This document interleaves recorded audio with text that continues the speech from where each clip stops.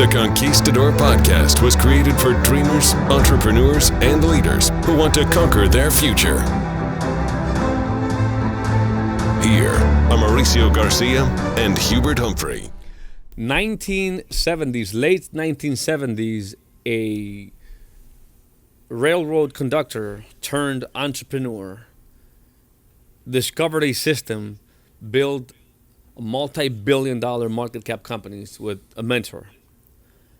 The 1980s or the 1990s, I should say, used the same system, built another multi-billion-dollar market cap companies.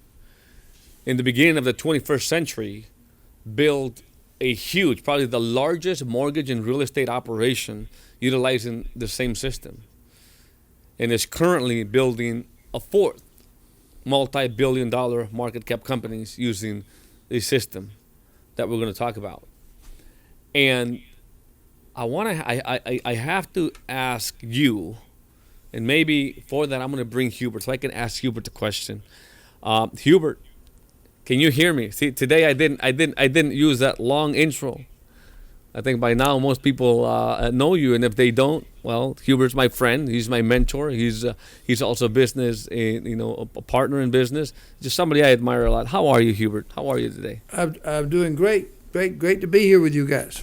Excellent. Listen, I know we've got a great topic today. What are the traits of a successful leader? But I want, with all that track record, and knowing that there are companies out there, right, that have also, done phenomenal things. I think you've mentioned, Amway. I wonder why there's so much skepticism sometimes around opportunities. Why sometimes people get attracted to a dollar increment in salary versus taking an opportunity in something like this. I know it's not the part of the subject, but I wanted to see if you have something to say to that, because obviously, it's no secret. I know we're not a multi-level marketing company. We are not a pyramid. We're not any of that. But still, right, people have some sort of an opinion when they hear a word opportunity, after so much evidence is presented to them of success.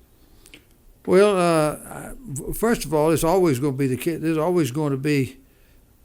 Maybe it's always been, I just been around for a few years. You've been for 4 decades. Well, it's been that way for centuries, not just a little while. It's been back long before, back in. I don't care who you are, what you've been doing centuries and centuries ago. When Alexander thousands of years ago was going, hey man, I'm gonna go out and conquer the known world, and I'm gonna conquer the world and make it Greek.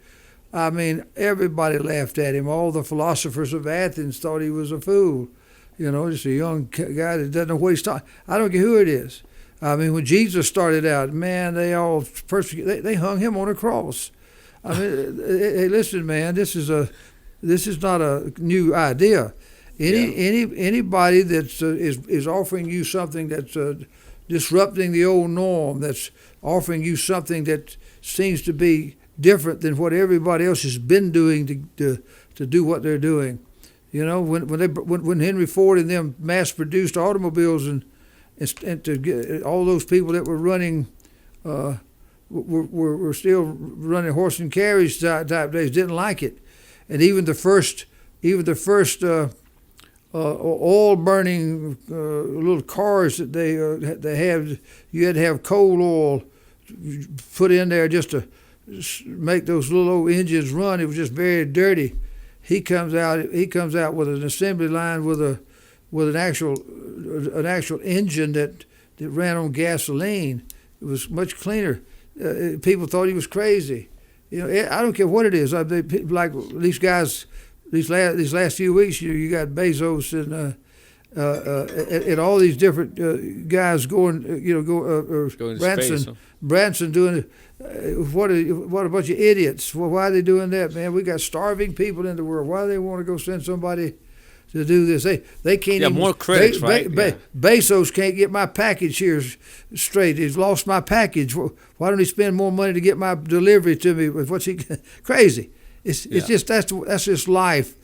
So I never focus on them. I just know human nature is what it is, and I know that that the people like myself who has I've been converted, I've seen the light, I know the difference. I've gone from being one of those lost people to where I was lost. Now I'm found.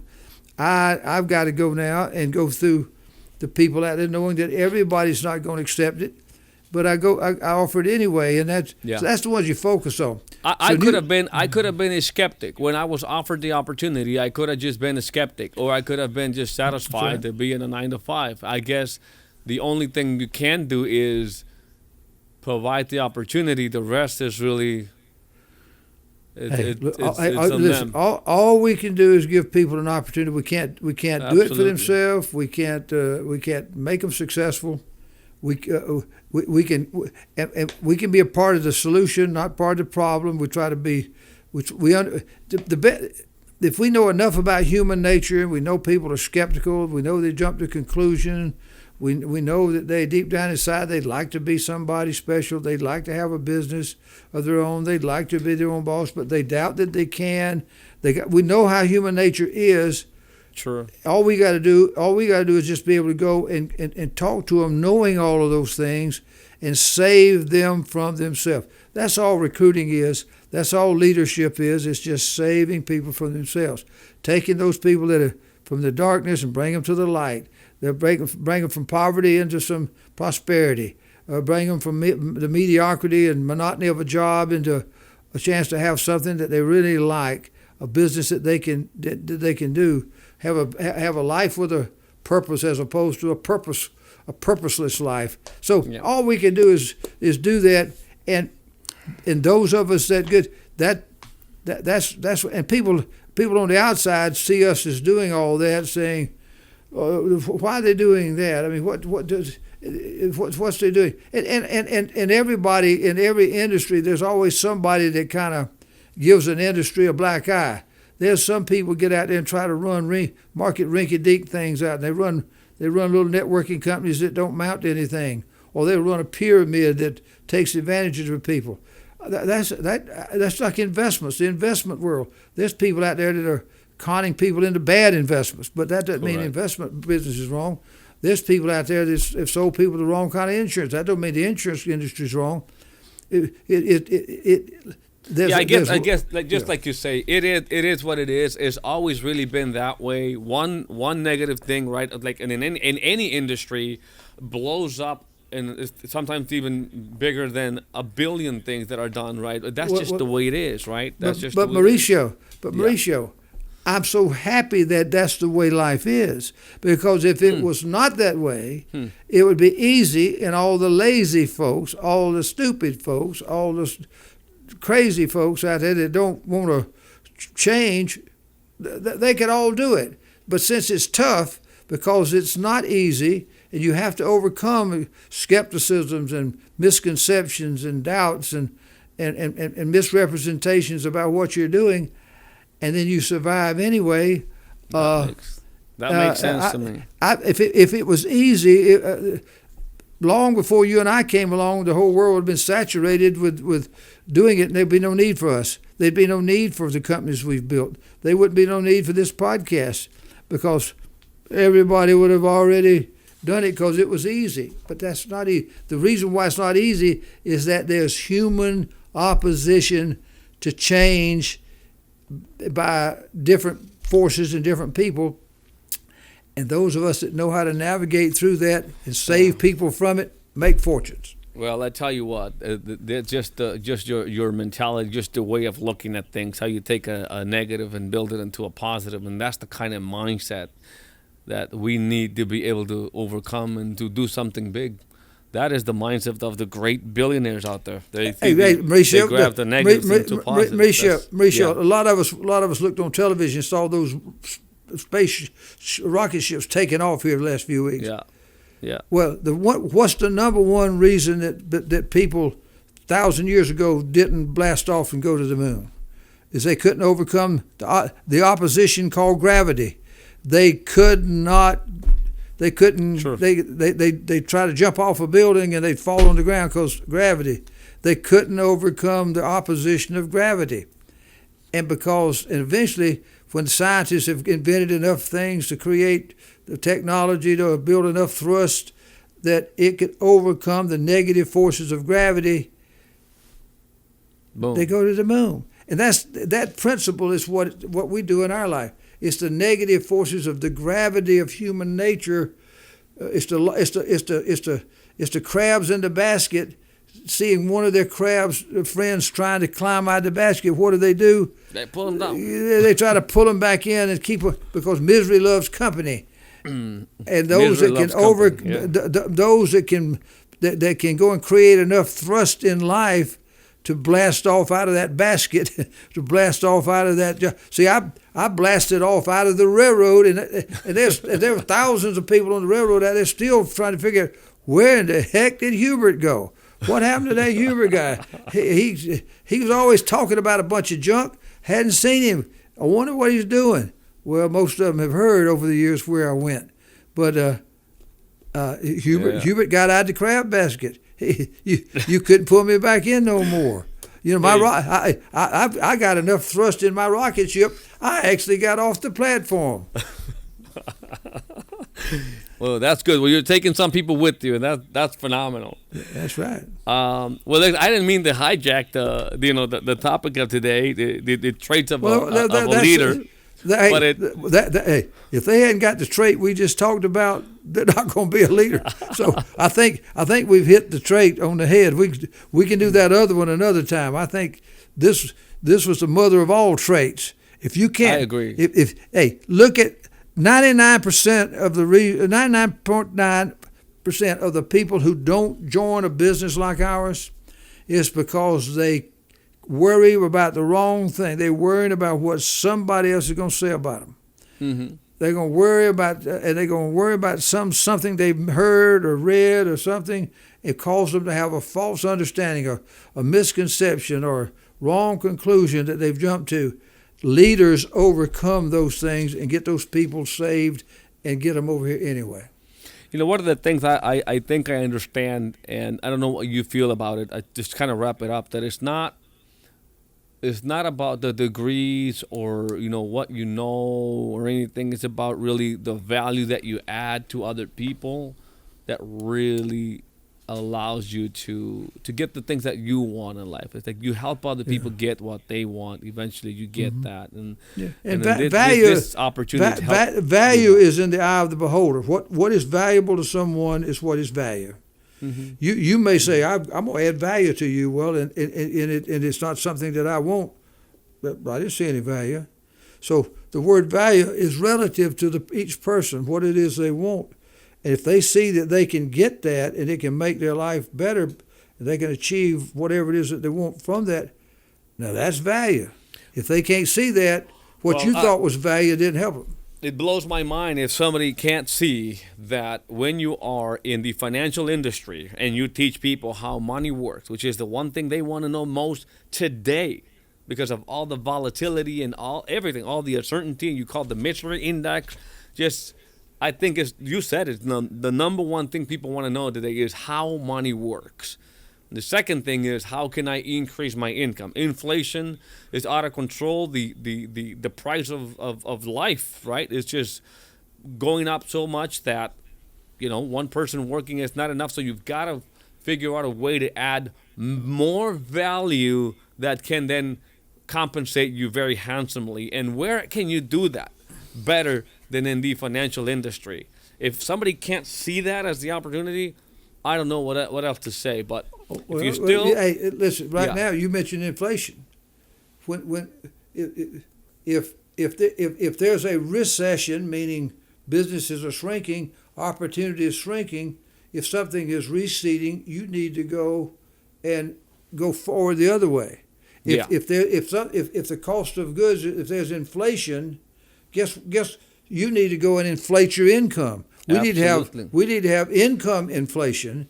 If there's inflation on prices and cost of living, don't sit there and cry about it. How about some income inflation? You go in. It's like inflating a balloon. Let's go blow up your income a little bit. Let's bring more money in. Match inflation with inflation. Let's counter recession.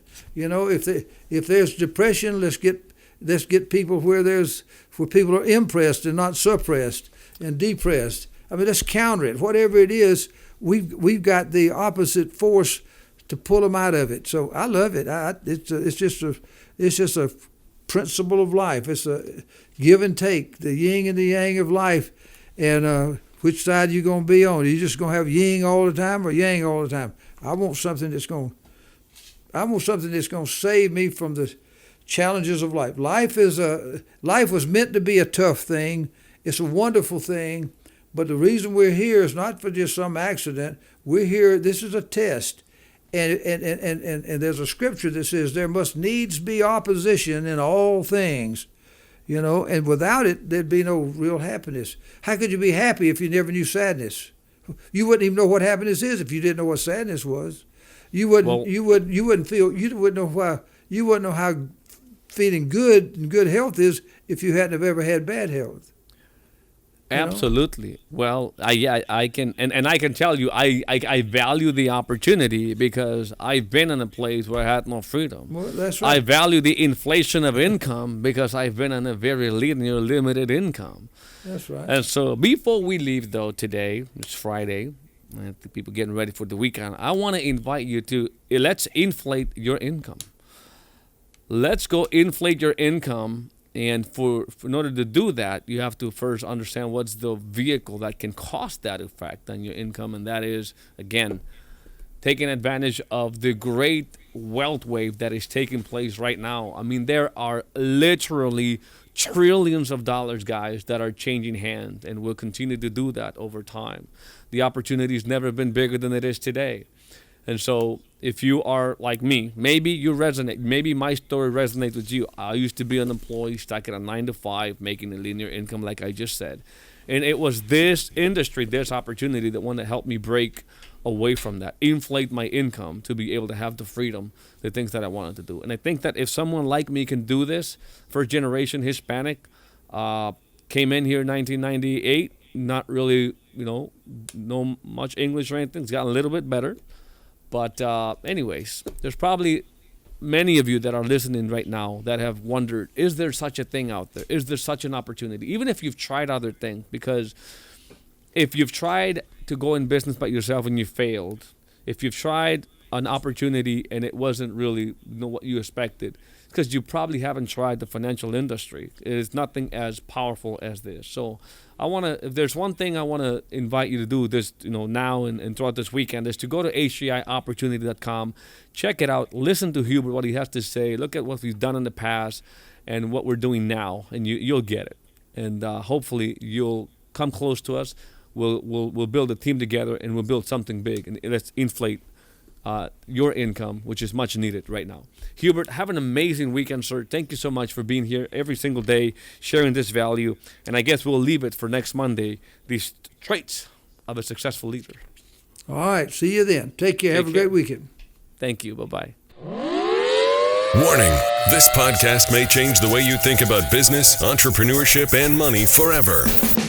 The Conquistador Podcast was created for dreamers, entrepreneurs, and leaders who want to conquer their future.